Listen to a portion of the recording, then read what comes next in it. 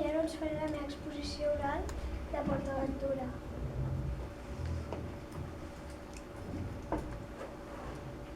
Índex. Què és PortAventura? Mapa. Zones temàtiques.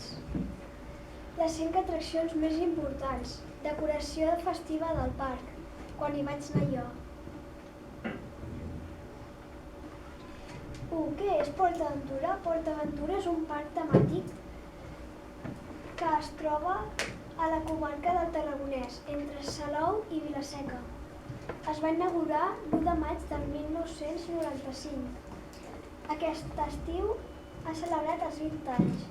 Està dividit en 6 grans zones temàtiques: Mediterrània, Polinèsia, Xina, Mèxic, Far West i Sésamo Aventura, la part per als més petits.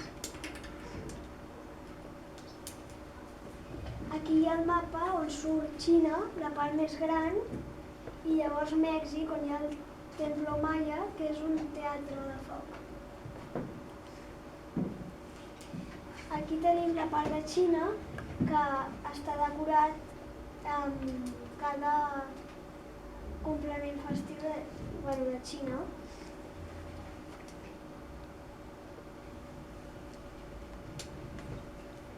Aquí tenim Mèxic, on hi ha el Templo Maya, que és aquí, i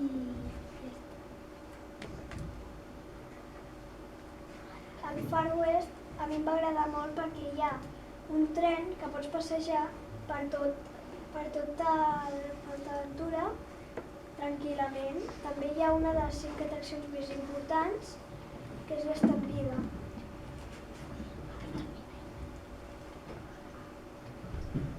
La Polinèsia hi ha el Tutuki Splash, una atracció molt divertida d'aigua.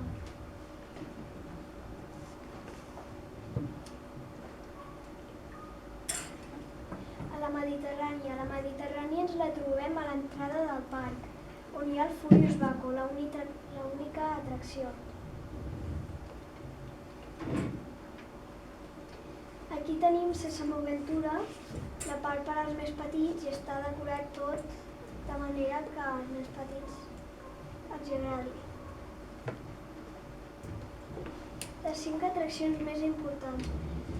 El Shambhala, amb la caiguda lliure més alta d'Europa, i el Furious Baco, que engega de 0 a 135 km/h.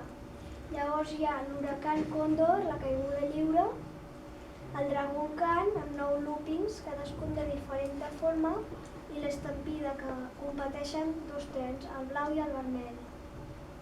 Quina cursa. Quan el parc ha de celebrar alguna festa, ho decoren tot amb motius festius, com per exemple Halloween. Aquí tenim algunes de les coses que ens podem trobar si anem per Halloween. Està tot decorat. Aquí hi ha la part de Nadal, que està tot decorat amb arbres, llums, inclús hi posen pistes de gel i tobogans per als més petits.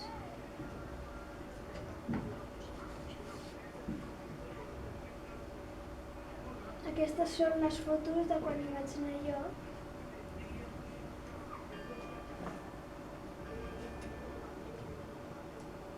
Moltes gràcies per la vostra atenció.